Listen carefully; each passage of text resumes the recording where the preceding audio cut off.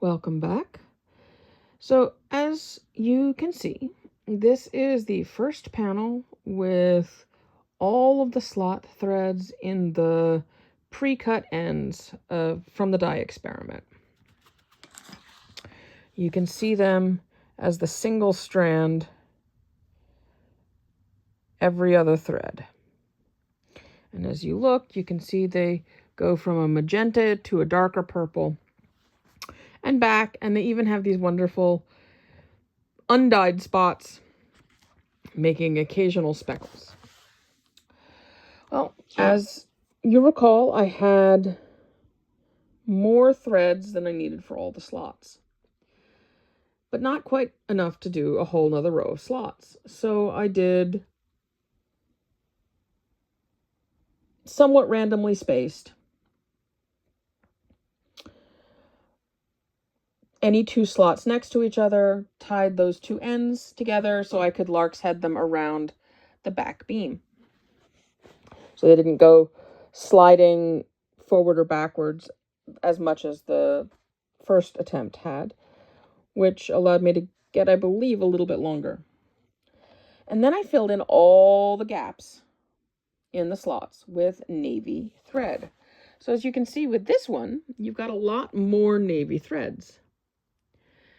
I also had used up more than half of a spool of my weft yarn, which was the darkest of my 3 purples.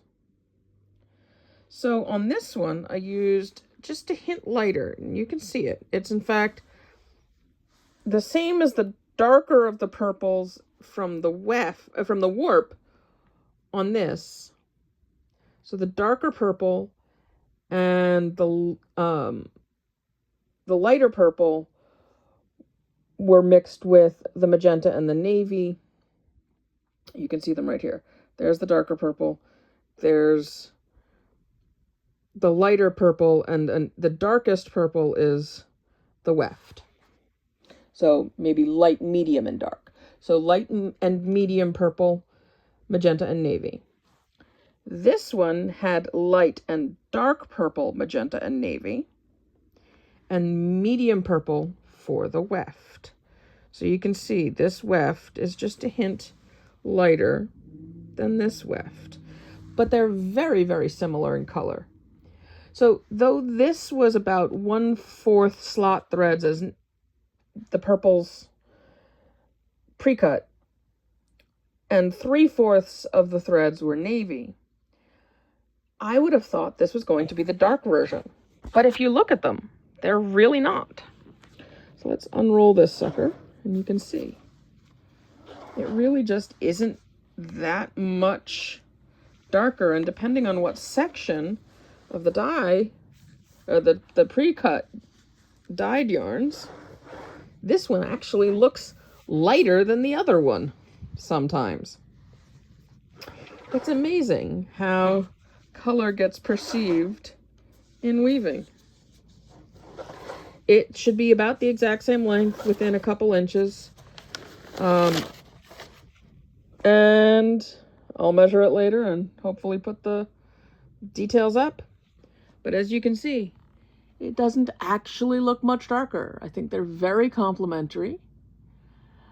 At this point, they're probably going to be turned into some manner of kimono jacket.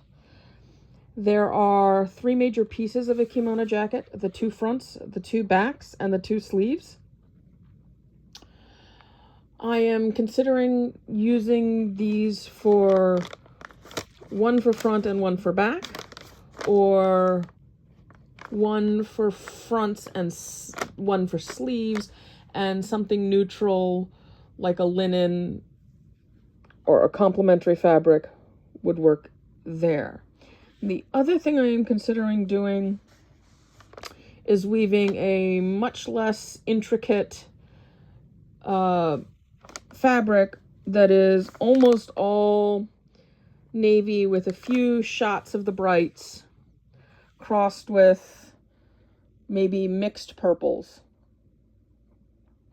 So I've got a complementary color tone without the dyeing experiment, but it'll be made of the same effective material, or the same family of material thickness. And the 3 panels together will make my finished garment. I've yet to decide that one fully, but that's the way I'm leaning. Also, I don't have to go out and buy linen, and in this case, it is actually cheaper to weave it myself. So we shall see, but there are now 2 complete panels. Happy weaving adventures, everyone. Color is fascinating in weaving, wouldn't you agree? Please, it would make my day if you'd like and subscribe, maybe comment. In particular, if you'd be willing to tell me about your craziest color